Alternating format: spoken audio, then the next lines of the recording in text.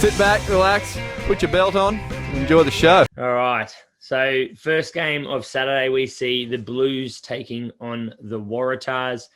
We don't have these team lineups, but hopefully we're going to see the return of Dempsey. Mm-hmm. May get to see Raboni Warren Vosayato for the first time, ex-South boy who went... Current South boy. He's back. He's back. Current South boy. Right.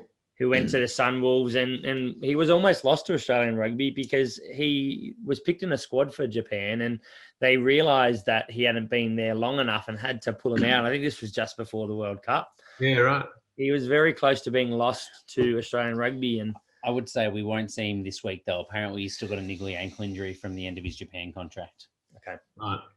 He was good. He was a standout for the Sunwolves. Every week, you know, you'd be talking about him. We'd be doing a build up to those games, and he was the guy you've been talking about. So, yeah, whether he can have an impact straight away for the Tars, be nice to see. The one thing I would say is he looks on camera like he plays like as a 115 kilo, 120 kilo back rower. He's not that big. No. Is that right? He plays so far beyond his size. Yeah. He was on the sideline of the game on the weekend, and I was shocked that he wasn't a lot bigger. Yeah. He's an interesting player as well. I'm not suggesting that we see him fill in at 12 for the Waratahs, but I mean, if you know, as a player in your side, whether he's on the bench or on the starting side, he gives you a little bit more versatility because... No, he doesn't. Yes, he does. You're not playing him as centre, mate. You know, but I mean, how badly do the Waratahs need Carmichael Hunt throughout this year? You know, just that experience of something different at 12. And at points we've had Newsom in at centres, we've had other things. You never know what happens. If there's another injury...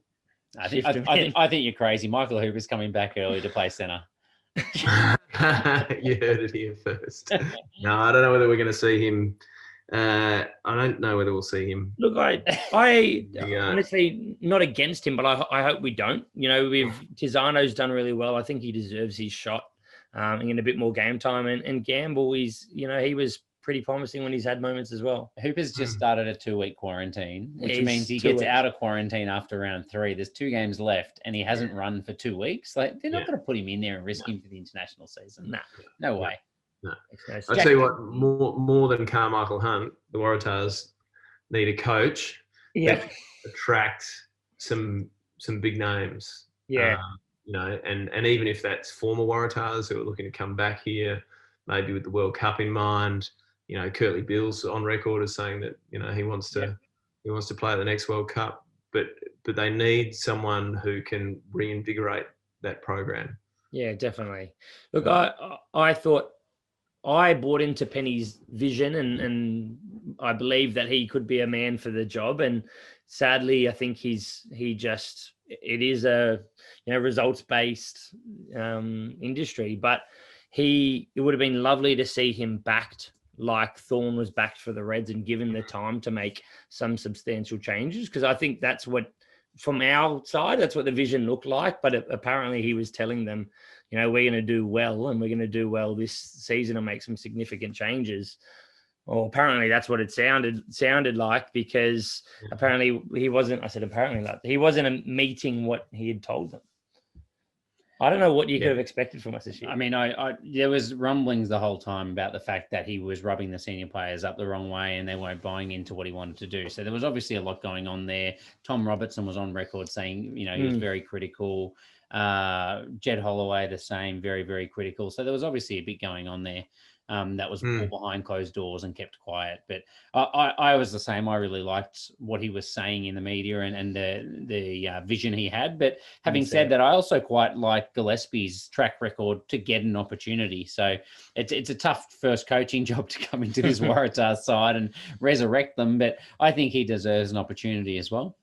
Yeah, poison chalice maybe. But it'll be interesting. I think if you can keep this cohort together, we've seen so many of these young under-20s players come through the Reds, some in the Brumbies and elsewhere, but there's a lot in the Waratahs and quite a few of them are that little bit younger than the Reds. They're going to need a bit more time, but there's a cohesive unit from age. Have you got to see these guys playing in under-20s and things previously? I mean, Donaldson, Harrison, there's a lot of young guys coming through.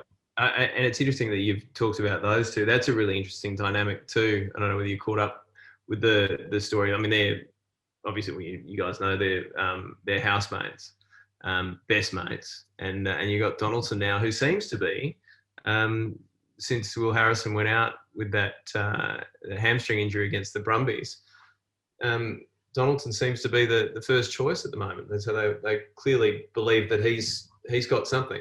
I think that his ability to play flatter to the line has been able to unleash Fekete and Parisi, and I know Harrison didn't have Parisi there for a lot of his chances, but it's seeming to suit that centre pairing really quite well, and in my opinion, at the very least. Yeah. But honestly, I'd love to see them both be on the field. I don't know how it works, whether it's Harrison at 15. I know Harrison's played a bit of 12. You can shift Fekete out and Parisi out. I don't know. I don't think you muck with the centres. I think the centres have been going pretty well. I think the one place the Waratahs seem to be really lacking is some class out in the outside backs. And the obvious one to me is you play them at 10 and 15 and you push Maddox to one wing. Mm. How do you think Jack Maddox has gone? I mean, to me, there's just some unfulfilled potential there. When he first got into the Wallabies, they raved about him, about his just natural ability. Yeah. Does he seem a bit gun shy, or what is it at the moment? I mean, he finished that unbelievable try, the last one at the SCG the other night, but he just hasn't kicked on. I wonder whether it's environmental, where he is and who he's playing with, that might have something to do with it. But it hasn't. Yeah, look, it's my opinion is it's an interesting one. He's got so much potential. That shift from Melbourne to Sydney, this is his second year at the Waratahs. The figure that's always thrown about is it takes you 3 years to really get comfortable and get back to your peak at a new club. He's shown moments of what we want to see from him. Those runs that we saw earlier on in the year off the back of a scrum splitting the line. We saw some of that last year, but he just doesn't seem to be able to inject himself in the game enough. He needs to go looking for work more, I think, is the biggest thing. And his defense is not up to scratch. But I think you hit the nail on the head, Nick, that he's a symptom of the environment that he's in. Sadly, he's gone to a Waratahs team that is down in the dumps. I think he's lost a little bit of confidence by the way he's playing. He's still got that X factor and ability to break a tackle, but he's just not involved and used enough. I reckon if you put him at the back of the Reds, he would be, in contention as the starting fullback right now. It's just a shame that he's not been in the right place, the right time to have that opportunity. So I'm hopeful that he sticks around, and that if we can get a bit of momentum at the Tars, we'll see a lot more from him, because he's definitely still got the skill. There's no doubt. It's interesting. I mean, you compare him to a guy like Jock Campbell, for example, at the Reds. In some ways, similar players. You think how he's kicked on because he's surrounded by, perhaps without being disrespectful to the Waratahs, but perhaps a bit more quality. Yeah. So, yeah. He's also just that cohesive unit of the back line. Maddox isn't a man that looks for the ball, and I think being in a team that's cohesive probably would pay off for him. He's not a hungry guy like Korobidi who just looks at every moment to get himself involved. It's also easy to know when you can inject yourself when you've played under Brad Thorne for 5 years or something through the juniors and everything now, whereas Maddox has played under 3 head coaches in 3 seasons now. Something like that. That's got to make it more challenging. Speaking of the outside backs, James Turner has been picked up from northern suburbs from the Shute Shield.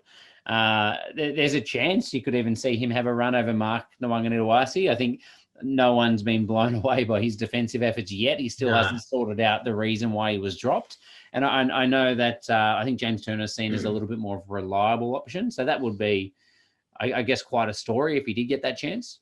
Absolutely. And, someone was going to pay the price, weren't they, for last weekend? There's no doubt about that. So, I mean, you could certainly understand if a guy's been picked on his defensive abilities. This week would be the week. Yeah, I agree. Look, Nwanganitawasi has shown real glimpses of brilliance in attack. I think he was rushed in with an expectation. We were definitely expecting a lot of him and really wanted him in that squad. But I think we just need to temper it a little bit. I'd like to see him a little bit more in shoot shield and work his way into this. But if someone's stable, I mean, I'm willing to give him a shot, especially if they can defend, which is something that watching last week we really need. Yeah. But it also again sends that message about, if you're playing well in shoot shield, here's your opportunity. Yeah, 100%. And the shoot shield deserves that with the class of that competition at the moment. Yeah. Flicking over to the Blues, there's a couple of changes that they've run over their last two games, and I personally think it was still a little bit of an experiment. I hope, because I want to see Stephen Perifranchise back in the 15 jersey, or actually personally in the 10 jersey, but I don't believe that'll happen. So he's one that I just don't understand. And what about Akira Ioane as well? Like, when are we going to see him get another chance? Yeah. They're two just class players that aren't getting game time at the moment. So firstly, we had a discussion pre-game last week with Andrew Mertens about a Terry Black. Yeah. And the fact that he was a star through those younger age groups, and perhaps he just hasn't quite delivered on his promise. Maybe they believe that, time in the saddle. The point was made that I think Jack even made the point that the Blues in the last decade have kind of built players around superstars, whether it be, superstar second row or a superstar back row, or, Rico Ioane on the wing. They kind of, everything revolves around them. And he was saying maybe it's time that they actually said, okay, here's our 9 and here's our 10, and we're going to build our game around those blokes. It sort of felt like, or has felt like, that hasn't happened. It's been more ad hoc. Yeah. So maybe a Terry Black is the guy that they. That's interesting. But surely Bodie Barrett's their 10 next year for the next 2 seasons. Like, it's true. If you can't build a game around him, there's something going on. Look, I think this week the injection of TJ Faiani might have been his second week back, but I think he really stabilized Black. I think he just, gave him an easier sort of stable option to dish the ball off or, do something else with, rather than, who did they have previously in 12 in recent? Yeah, I don't think Plummer for me did enough in that 12 jersey. It definitely seemed like there wasn't as much control. And yes, it's probably easy to look like you're in control when you win 50-3. Tanielu Taleo was there at one point as well. Like, who's just not the same kind of ball playing option to take the pressure off. Yeah. So, and I mean, Zahn Sullivan showed some glimpses of some exciting footy, but he's quite a young player as well. My guess is we see Perifetta come back into that 15 jersey. And the other one's Mark Taleo. Any insights there, Nick? Why is he not starting every week on the left wing? No, I can't help with that, other than to say he's a bloody good player. We always talk about last year. He was on the left wing for the first half of the season, and he was probably the best winger in the comp. And then he moved into the right wing to bring Caleb Clark in, and then I don't think he scored another try, or very few. And Caleb Clark was the best winger in the comp. Yeah. It just seems like that left wing jersey in the Blues is the one that you want. Yeah. Well, and then so AJ Lamb is there now, isn't he? So and he's pretty handy as well. Yeah. You just want the 11 jersey there. Yeah. Yeah, exactly. And look, Heem did some good things, but you need Mark Taleo on that side. I think he's just a very exciting player. So he played. I'm just casting. He played quite a bit early on though through Super Rugby, didn't he? Yeah. So it's only been recent weeks. Right wing though. Right wing. Yeah. Yeah, he does. He just doesn't get the ball on the right wing though. I don't know what it is with their game plan, but they just don't stretch their back line, the ball very wide on that side. I think I can't believe we've gone this far without mentioning him, but can we just highlight Patrick Tuipulotu may be back, their captain? Yeah, right. So he has I think they said neck injury. It keeps swapping between shoulder and neck, so I don't know what's going on there. And Dalton Papali'i is the other one with a knee injury. Both of them, I think, are in contention, maybe not locked in, but contention for this week. I actually thought the Blues... Really good to have coming back into the team, are they?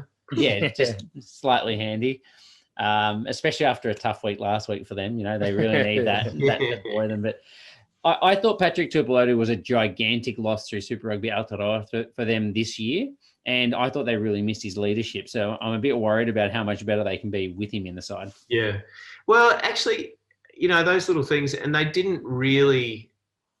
I mean, they were expected to be the big improvers. I know they were big improvers last year, but that rate of improvement didn't really come to pass this year, did it? When you look at their trajectory, they kind of flattened off. And well, I think it was that lack of leadership or that change in leadership, and also the Bodie Barrett effect and having to rely on Otera Black. They're two huge changes in how that team's being controlled. But anyway, let's go a tip for this one. Nick, you lead us off. We don't want to influence you with our tips. What do you think? No, I think the Blues. Yeah. Blue coloured jersey Waratahs? No. You don't want to give us a number by the sounds of it? The Blues by plenty. Okay. We'll say plenty. That's what, 3 or 4 points? Yeah. 15, 20. 3 or 4 dozen. Yeah. Yeah, look, I'm just too concerned about the Waratahs' defence. I mean, there's been nothing to show us that that's going to change. So I am right. I'm right in the same sort of page here. I'm going to say 20 plus. I'll say 20 to What be was the nice. line? 34 and a half or something? Yeah. They're going to beat the line. 35 points for me. Oh, there you go.